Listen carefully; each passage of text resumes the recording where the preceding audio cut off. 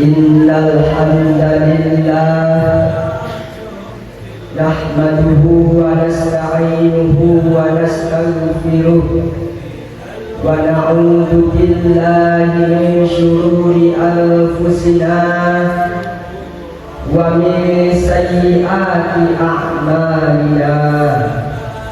Man yahdihillahu fala mudilla lahu wa man yudlilhu fala hadiya lahu.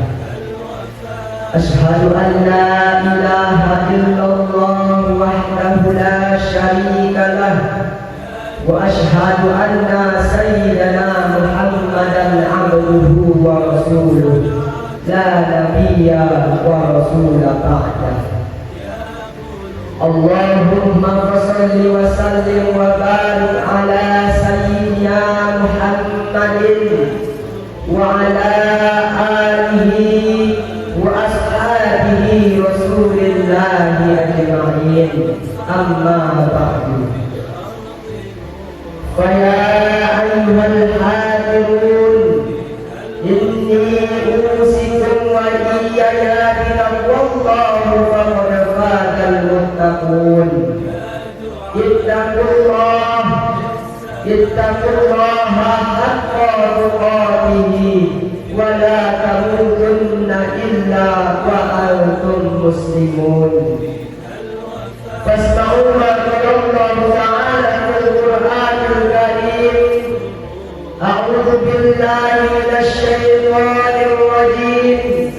Bismillahirrahmanirrahim.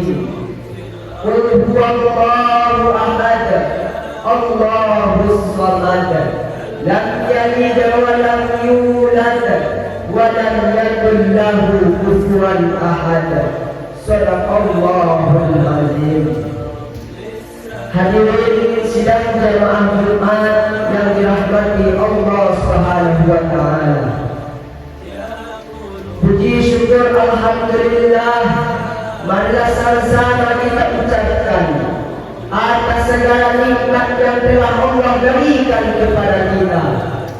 Nikmat kesehatan, nikmat kesempatan, terlebih-lebih nikmat umur yang panjang serta nikmat iman dan Islam, sehingga kita dapat melangkahkan kaki mengaitkan tangan kita dari tempat kediaman kita masing-masing menuju masjid yang sama-sama kita cintai ini.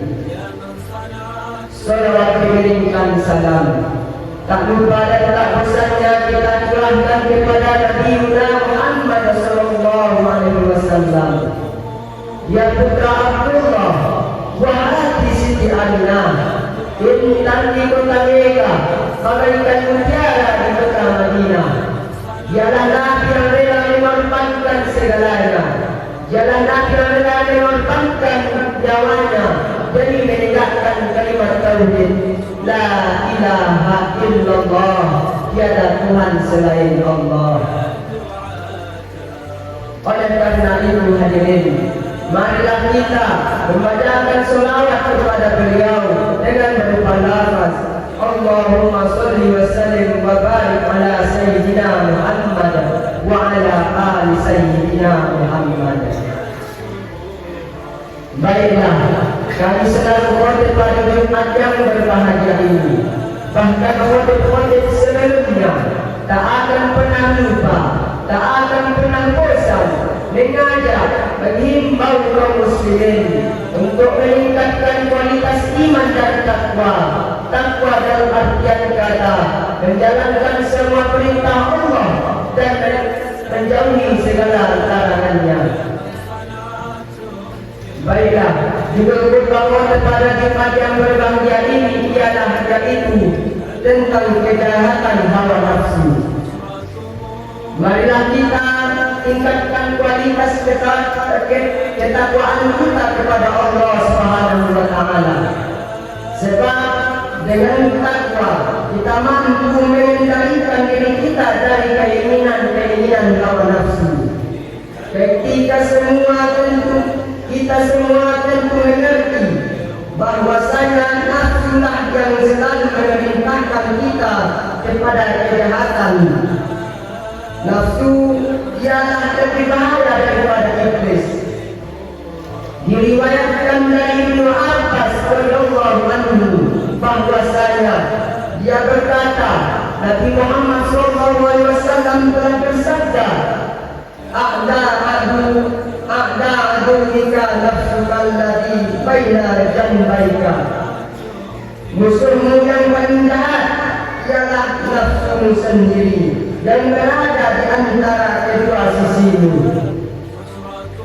Setan bisa menjadi kuat menguasai kita disebabkan karena pertolongan nafsu dan segala kesenangannya.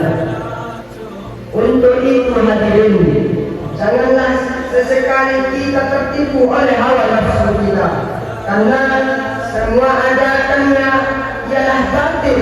Barang siapa yang mengikuti perintahnya dan merasa puas dengannya, tentu akan celaka hadirin, dan akan terjerumus ke dalam nerakanya Allah Subhanahu wa taala. Bagi nafsu tidak ada hal-hal yang bisa dikendalikan ke arah kebaikan. Dia adalah angkat segala bencana dan sumber malapetaka. Rasulullah SAW telah menegaskan bahwa jihad yang paling berat adalah jihad melawan hawa nafsu. Kita telah memaklumi bahwa perang menghadapi orang-orang kafir memang sangat berat, akan tetapi yang lebih berat lagi ialah jihad atau perang melawan hawa nafsu. Mengapa dikatakan demikian hadirin? Sebab jihad menghadapi hawa nafsu adalah bersifat tidak pernah berhenti, sedangkan jihad melawan orang-orang kafir hanya terjadi dalam waktu-waktu tertentu. Orang yang perang menghadapi orang kafir bisa melihat musuhnya, akan tetapi orang yang jihad melawan hawa nafsu sama sekali tidak akan dapat melihat musuhnya, yaitu syaitan. Jika kita mati dalam pertempuran melawan orang kafir, tentu terdapat kebaikan kepada kita dan akan dijajarkan surga untuk kita. Akan tetapi jika kita mati melawan atau dibunuh oleh syaitan karena melawan hawa nafsu kita, niscaya syaitan akan menyeret kita ke dalam siksaan Tuhan, yaitu neraka. Na'udzubillah min syarri. Semoga kita selalu diberi kemenangan dalam melawan hawa nafsu kita hadirin. Firman Allah dalam Al-Quran, Bismillahirrahmanirrahim. Fa amma man tagha wa athara al-hayata dunya fa innal jahima hiyal ma'wa wa amma man khafa maqama rabbih wa nahaa an-nafsa 'anil hawa fa innal jannata hiyal ma'wa. Shadaqallahul azim. Adapun orang yang melampaui batas dan lebih mengutamakan kehidupan dunia, maka sesungguhnya nerakalah tempat tinggalnya. Dan adapun orang yang takut kepada kebesaran Allah dan menahan diri dari keinginan hawa nafsu, maka sesungguhnya surgalah tempat tinggalnya.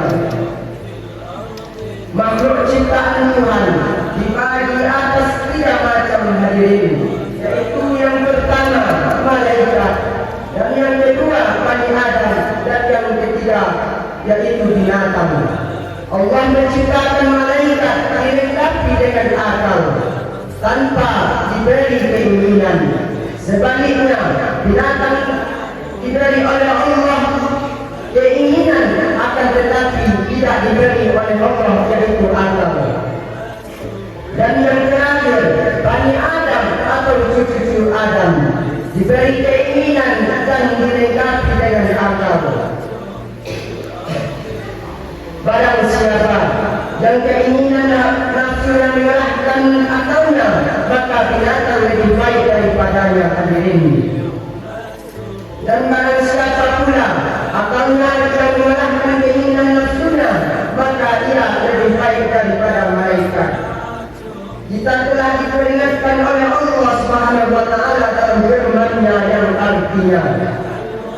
orang-orang yang beriman. Janganlah kamu mengikuti langkah-langkah syaitan. Barang siapa yang mengikuti langkah-langkah syaitan, maka sesungguhnya syaitan itu menyuruh mengerjakan kejahatan. Dan syaitan itu menyuruh perbuatan yang keji dan yang munkar.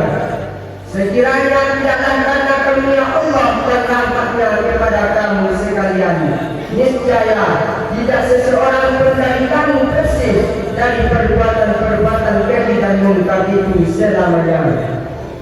Akan tetapi Allah memberi siksa kepada siapa yang dikehendakinya, dan Allah Maha mendengar dan lagi yang Maha mengetahui.